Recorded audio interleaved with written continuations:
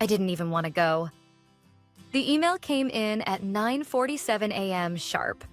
Subject line, Dinner with the Donnellys, Friday 7 p.m. A formal invite from HR with a little smiley face emoji added like that made it personal. After 22 years of building core logic dynamics from a tiny tech startup in a rented warehouse to a $120 million analytics firm with global clients, I was being summoned, not to a board meeting, not to an investor call, but to dinner with the CEO and his family. My name is Mia, and I was the first person ever hired at CoreLogic. I wasn't just part of the company. I was the company.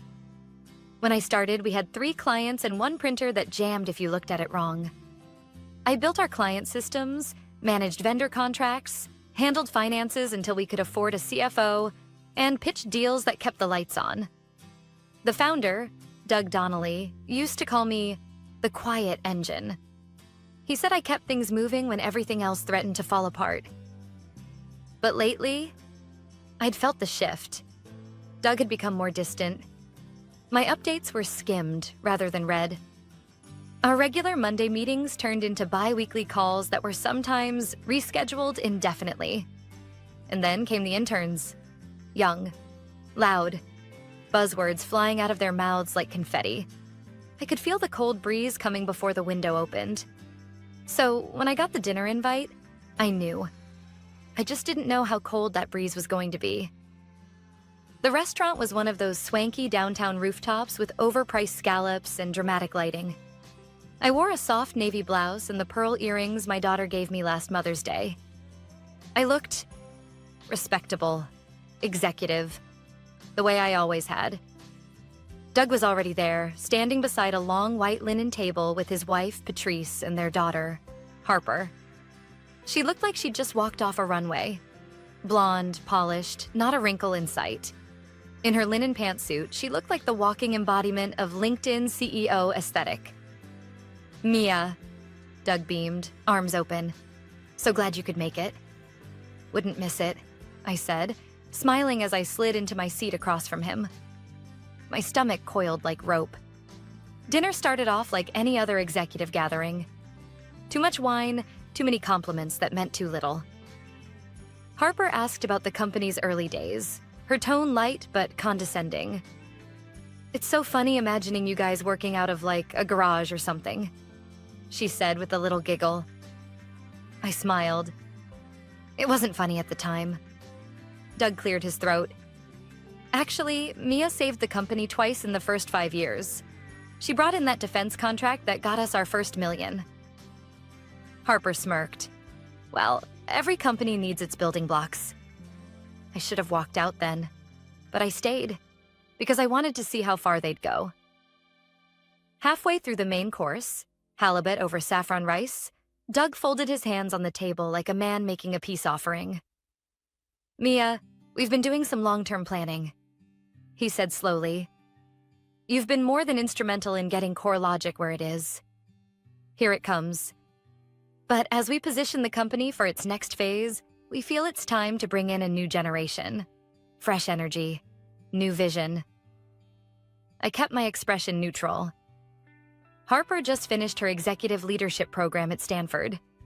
He added proudly, like I hadn't mentored 5 Ivy Leaguers already. She's got some amazing ideas about modernizing the brand, moving us into blockchain, AI. Impressive, I said calmly. What's the transition plan? He looked relieved. 6 weeks. She'll shadow you initially. We'll handle the formal announcement after the quarterly call. Of course, there's a generous package. We want you to feel appreciated. That's when Harper leaned forward, fork in hand, eyes glinting. Time to step aside, Granny, she said with a little smirk. Let us take it from here. The table went silent. Even Patrice's fork paused midair. I looked at her for a long moment, then I smiled. Completely understand. Because what they didn't know, what they never even thought to check, was that CoreLogic wasn't just a company I helped build. It was a company I owned. In a way they had forgotten. Doug had once given me 5% in equity when we couldn't afford a raise. I never sold it. and I'd been watching quietly ever since. They thought I'd forgotten. Doug gave me 5% of the company in 2003, 2 years after we'd started CoreLogic. We were nearly bankrupt.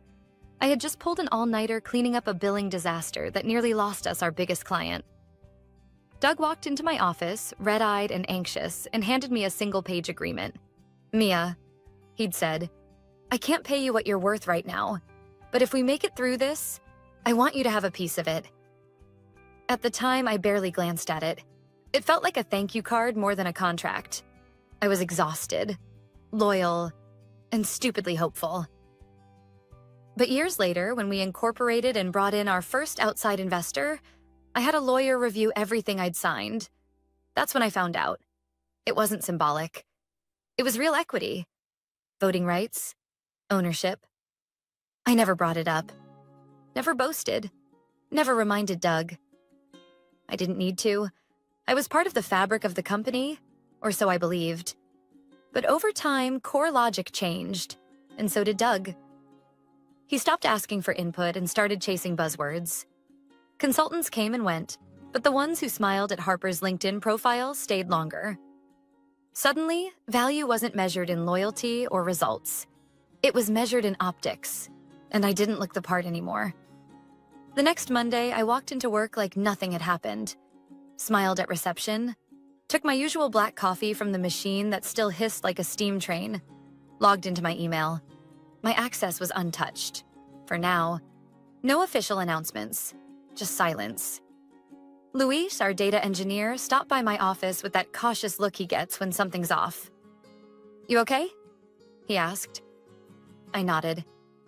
"Just a little dinner with the Donnellys." He winced. I heard, words starting to get around. People are confused. I met his eyes. "Let them wonder." I wasn't ready to show my hand. Not yet. Instead, I called up the shareholder portal and logged in. My 5% was still there, untouched.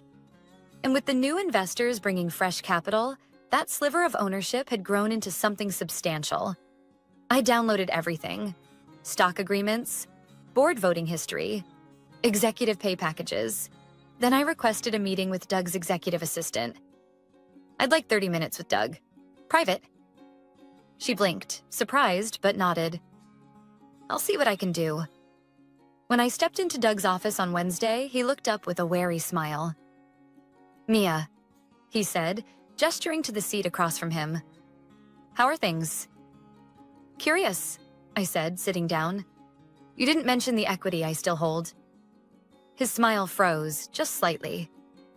"I assumed you'd cashed out by now." I didn't. I placed the printed shareholder agreement on his desk. "And unless I missed something, I still have voting rights." Doug folded his hands. "Mia, this doesn't need to get complicated. We're offering you a generous exit." "I'm not leaving yet," I said calmly. "I'll support the transition. I'll do it with grace. But if Harper plans to restructure the company, if she intends to bring in her own team or sell off assets, I want my say." He frowned. "You're holding on to something out of sentimentality." "No," I said. "I'm holding on to what I built." I left before he could respond. Let him stew in it. That evening, I pulled out a dusty file cabinet in my home office. Inside was everything from the early days: sketches of the original architecture, notes from client pitches, the very first UI mock-ups drawn on paper napkins. And then I found something I hadn't seen in years. An NDA signed by Doug in 2005, acknowledging that several proprietary tools I'd built for the company had originated from my previous consulting work. The kind of detail most people forget about. But I don't forget. The next day, I met with Melissa, an old friend and now a top-tier IP attorney. We had coffee at a quiet bistro 2 blocks from CoreLogic HQ. I laid it all out. "Can I protect this?" I asked. She smiled as she flipped through the pages. "Mia, you own this, at least part of it. And with your equity, you've got leverage they didn't expect." I exhaled, the weight of 2 decades sitting heavy in my chest. "They think I'm a stepping stone." "Then let's show them," she said. that stones can crack foundations. By the end of the week, the whispers had started. Why is Mia still here? Why is she so calm? Why hasn't Harper taken over yet? I smiled as I passed them in the hall. They'd invited me to dinner to write my ending, but they didn't realize I was writing the next chapter. By Monday, Harper had moved into my office. Not officially, of course, but she was hovering, showing up early, walking in with coffee, and a forced smile like we were best friends. Her tone was sugar-coated, her questions loaded. She asked about vendor relationships and back-end systems, but I could see it in her eyes. She wasn't here to learn. She was here to replace. Do you always approve budget requests manually? She asked, flipping through a report she barely understood. Always, I replied. It catches errors. Automation doesn't. But if we use predictive tools are only as good as the data behind them. We still have legacy clients using decade-old systems. Garbage in, garbage out. She blinked, clearly unfamiliar with the concept, then smiled again. You're a bit old school, huh? There it was. I just smiled back. Old school kept this company from collapsing during 3 separate downturns, but feel free to learn the hard way. She didn't like that. By Wednesday, she had organized her first strategy meeting without me. Sent invites to the leadership team, excluding only one name. Mine. Luis forwarded me the invite anyway. Thought you'd want to see this. The subject line? Vision 2.0, CoreLogic's future begins now. Cute. I clicked open the agenda and immediately saw what she was up to. New branding initiative, hiring freeze in operations, potential outsourcing of back-end services. I laughed out loud. Outsourcing back-end? Half our client value was back-end support. Clients didn't come to us for shiny dashboards. They came because we knew how to keep their systems running when everyone else bailed. She didn't know the company. She knew of the company. The version her father talked about over Sunday brunch. That same afternoon, Doug dropped by my desk, something he hadn't done in years. Mia, he said, putting on that politician voice. I want to make sure the transition is smooth. Harper's getting a lot of visibility already. Visibility isn't knowledge, I said flatly. He paused. You've always been the soul of this place. You invited me to dinner to gut the soul out of it. Doug flinched, just slightly. That's not what this is. Then what is it, Doug? Because I built the systems. I kept the investors calm. I held your company together while you were taking sabbaticals in Napa. Silence. I know about the Series C dilution, I added. You're prepping the company for acquisition. His eyes widened. How? I've been here long enough to know how the winds change. He didn't deny it, just looked at the floor. We had to make hard choices. The board wanted a fresh face, a new story. A story you thought didn't include me. He hesitated. We're offering you a package. I'm not interested in your package, I said. I'm interested in what I'm owed. I walked away before he could respond. Back in my office, I emailed Melissa. I wanted the provisional patents filed by the end of the week. Not just the old architecture, but the improvements I'd developed over the years. I wasn't sabotaging the company, but I was drawing a line. Anything that bore my fingerprints was going to be legally protected. Thursday morning, I found Harper at the whiteboard, mapping out her new client retention model. It was lifted, almost word for word, from a strategy document I'd written 6 years ago. She must have dug through the archives. When she saw me watching, she smiled. I'm just modernizing, she said. Your work was a great foundation. No problem, I said, stepping closer. Just make sure you cite your sources. Plagiarism doesn't look great on quarterly reports. Her smile flickered. By Friday, the IT team was whispering. Vanessa, my operations lead, cornered me in the break room. They're nervous, she said quietly. Harper's pushing changes that don't make sense, and Doug's not saying a word. Because he's not in charge anymore, I said. He just doesn't know it yet. Vanessa looked at me.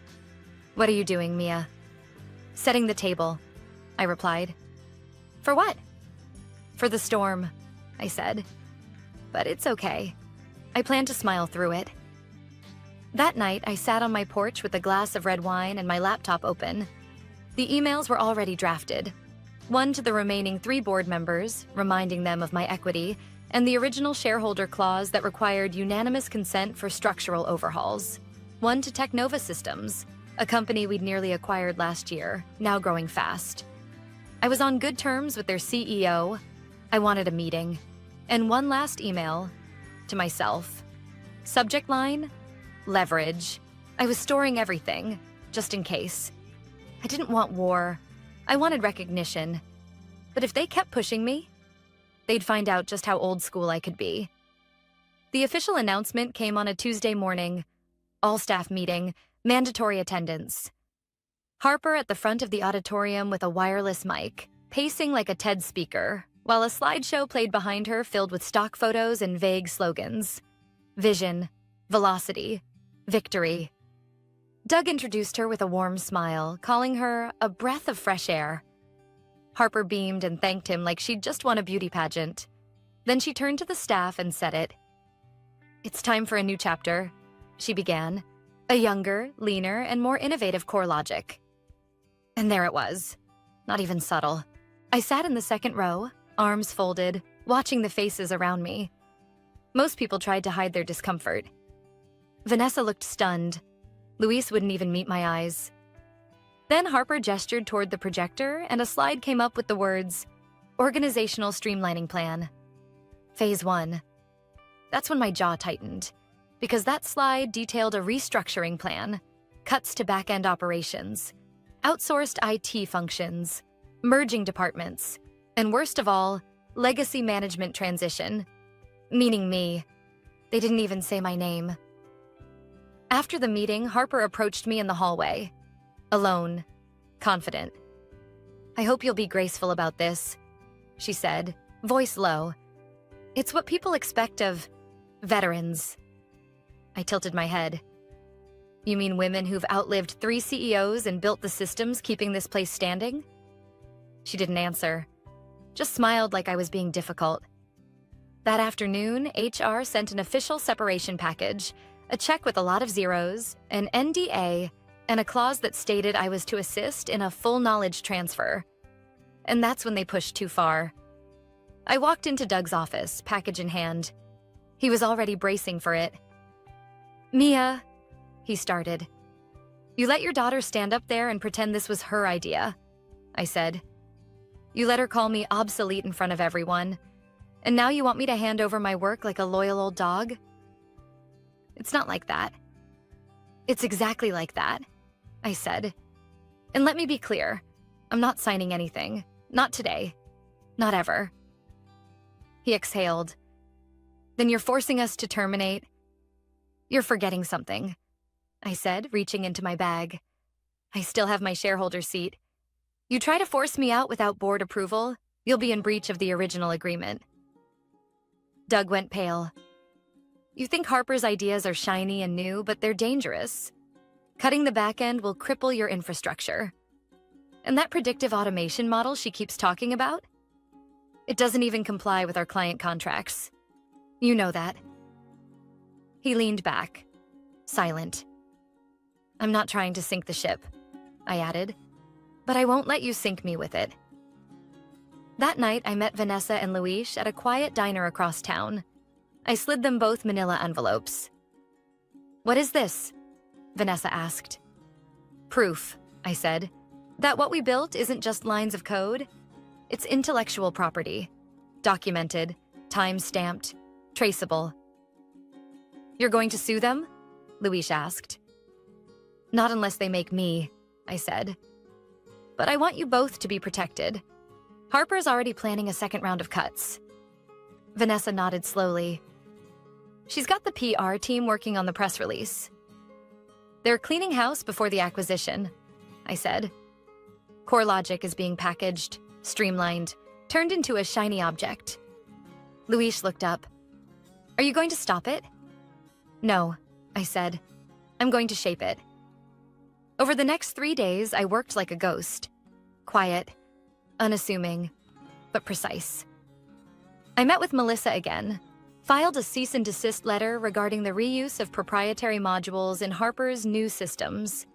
I sent a letter to the board, formal notice that I intended to vote against the restructuring unless a neutral third-party audit was completed. And I met with the CEO of Technova over lunch, just to chat. But when I mentioned CoreLogic's shifting leadership, his eyebrows rose. "They're positioning for a sale," I said. He nodded slowly. "That would explain the talent reaching out to us." I smiled. "If you're interested, I can tell you which systems you'd want to protect, and who actually understands them." By Friday, the pressure had reached Harper. Her voice had a new edge to it in meetings. Her smiles were tighter. The confidence was cracking. Because the people she thought she could lead were starting to look back at me. And all I did was smile. Because the storm she tried to unleash? I'd already built the levees. By Monday, 3 of Harper's flashy new initiatives had failed. The vendor migration she promised would cut costs, delayed due to integration issues. Also known as Luis, quietly pulling the plug on a compatibility patch he'd personally written 2 years ago. The rebranding proposal? On hold after the legal team flagged it for infringing on a smaller tech firm's trademark. A firm I knew personally. I might have tipped them off. And the new predictive analytics model? It crashed the second it was tested on live client data. Garbage in, garbage out, just like I'd warned. But Harper didn't stop. She doubled down. She called a meeting that afternoon, mandatory for all department heads. Her voice was clipped, fake smiling through her frustration. "We are going through growing pains," she said. "But I want to assure you, we are on the right path. Disruption is never comfortable." From the corner of the room, I raised an eyebrow. "Disruption works when there's a parachute. You've cut every safety net this company had." She smiled tightly. "Thank you for your feedback, Mia." Doug sat in silence. He wasn't even trying to hide anymore. Just a figurehead slumped in a chair, letting his daughter steer the ship toward an iceberg. After the meeting, Vanessa caught up with me. 3 of our longtime clients called today," she said, voice low. "They're nervous. One's threatening to walk if their service quality drops again." I nodded. "Let me guess. Harper hasn't returned their emails. She thinks they'll wait. They won't." I went home that night, opened my laptop, and wrote a 2-line email. To Daniel Rayner. Subject: Follow up from our lunch. If your board is serious, now is the time to move. Daniel Rayner was the CEO of Technova, and his board had been circling CoreLogic for months, waiting for the perfect moment to make a move. I wasn't going to sabotage anything, but I was going to hand them a mirror. Let them see what was happening behind the curtain. The next morning, I found Harper in my old office, feet up on the desk, tossing a stress ball between her hands. She didn't even look up when I knocked. "Can I help you?" she asked, like I was the intern. "I need a few minutes." She sighed. "Make it quick." I stepped inside, calm as ever. "You're losing the company." That got her attention. "I know you think people will follow you because you talk about innovation and branding. But this place wasn't built on slogans. It was built on trust, relationships, systems that actually work." She stood up, eyes narrowed. "Are you threatening me?" "No," I said. "I'm giving you a chance." "To what?" "To stop pretending you know what you're doing." She scoffed. "My father is being pushed to the sidelines by his own board?" I said. "You're a figurehead, just like he is now." She stared at me, the bravado cracking just a little. "You want to lead?" I added. "Fine, lead, but don't burn the foundation down just to prove you can light a match." She didn't respond. I didn't expect her to. Later that day, Doug requested a private meeting. No assistants, no Harper. He looked tired. Really tired. "Mia," he said, sitting down across from me. "What do you want?" I took a breath. "I want recognition, Not a payout, not a title. Recognition. He rubbed his face. The board is spooked. They've seen the instability. They know your name is still tied to every critical system. They should be spooked, I said. They handed a multi-million-dollar operation to someone who thinks legacy experience is a liability. And Technova? He asked quietly. I just smiled. I had lunch with Daniel. The offer's real, but I haven't decided yet. Doug looked at me, really looked at me, for the first time in months. You could walk away from all of this. I could, I said, but I won't. Because what I built matters, and if they want to keep using it, they're going to do it on my terms. That evening, I got a text from Vanessa. Client X just sent an official letter of concern to the board. Things are shifting. I replied with 2 words. Hold steady. Harper had the microphone, but I had the stage. And in just a few more moves, I'd be the one rewriting the script. The boardroom was full, not just physically, but viscerally. The kind of full where tension hangs in the air like static and everyone pretends they're calm when they can barely breathe. It was Thursday. Emergency session. The board had called it. The CEO, the interim leadership team, department heads, and me. Doug sat at the end of the table, looking 10 years older than he had 2 weeks ago. Harper sat beside him, flipping nervously through a leather notebook she hadn't written a single useful word in. And across from me, the man I'd spoken with over lunch just days ago. Daniel Rayner, CEO of Technova, now wearing the polite, detached expression of someone evaluating a company's organs before deciding whether to transplant or walk away. Before we begin, said Celeste, the board chairwoman, we need to address the elephant in the room. She nodded toward me. Mia has brought to our attention several items, contractual, technical, and operational, that were not disclosed during our internal assessments of CoreLogic's transition phase. A few heads turned. Doug's face was stone. Harper glanced at me like she finally understood she'd stepped into something much bigger than her. Celeste continued. As per our original shareholder agreement, any attempt to restructure the executive function requires unanimous board approval if it affects stakeholders with more than a 3% share. She turned toward me. Mia, would you like to speak? I stood, not rushed, not emotional, just grounded. I'm not here to cause chaos, I began. I've never wanted that. I'm here because for over 2 decades, I gave everything I had to this company. And somewhere along the way, people started treating that as a weakness, as expendable. Harper's jaw clenched. I didn't look at her. I don't want a crown. I don't need a title. But I do want my work respected. I want my contributions acknowledged. And I want whoever leads this company to understand that innovation means nothing without a foundation to stand on. There was silence. Then Daniel cleared his throat. We've been watching this closely, he said, gesturing around the room. And we've seen the fallout. 3 major clients have voiced concern. 2 have paused contract renewals. And based on internal reports, the systems that make CoreLogic valuable are not as autonomous as previously claimed. His gaze shifted toward Harper. She froze. He looked back at the board. Our offer still stands, but it's contingent on leadership stability. And frankly, we won't proceed if the current transition plan remains in place. Translation: Harper had to go. Doug opened his mouth, but Celeste held up a hand. Let's take a 10-minute recess. People rose, whispering among themselves as they filtered into the hallway. I stayed seated. So did Harper. She looked at me. Really looked at me. I didn't mean to destroy anything, she said, her voice small now. I met her eyes. You wanted to prove yourself, I get it. But you came in swinging without ever asking what we were swinging at. You treated people like obstacles.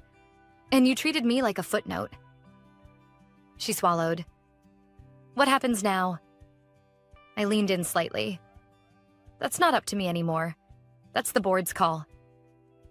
10 minutes later, we returned. Celeste stood and delivered the verdict like a calm judge. Effective immediately, Harper Donnelly is relieved of all transition leadership duties. Doug will remain in an advisory role through the acquisition period. Mia Carter, she turned to me, will lead a transitional advisory team, reporting directly to the board and our prospective partners at Technova. I didn't smile. I just nodded. Later that week, I signed my consulting contract. 3 times my old salary, full autonomy, and authority over systems integration during the acquisition. Harper left quietly. No goodbye email, no farewell party. Doug shook my hand one last time in the lobby. "I'm sorry," he said softly. "I know," I replied. 2 months later, Core Logic officially became part of Technova. Most of the staff stayed. I handpicked a new leadership team. Vanessa became director of operations. Luis took over engineering. Half the company now reported to people I'd personally trained. And I didn't move back into my old office. I worked from a small home setup overlooking the lake. Twice a week, I walked barefoot on the deck with my coffee, watching the sunrise while client dashboards loaded smoothly in the background. Systems I'd designed, still humming quietly beneath the surface. One evening, I got an email from Celeste. Subject: Legacy Mia. What you did, the way you handled it. We've never seen anything like it. You didn't just protect your legacy. You reminded everyone what real leadership looks like. I sat there a long time, staring at the screen. It wasn't about revenge. It wasn't about power. It was about value. Knowing it, owning it, and refusing to let anyone take it from you.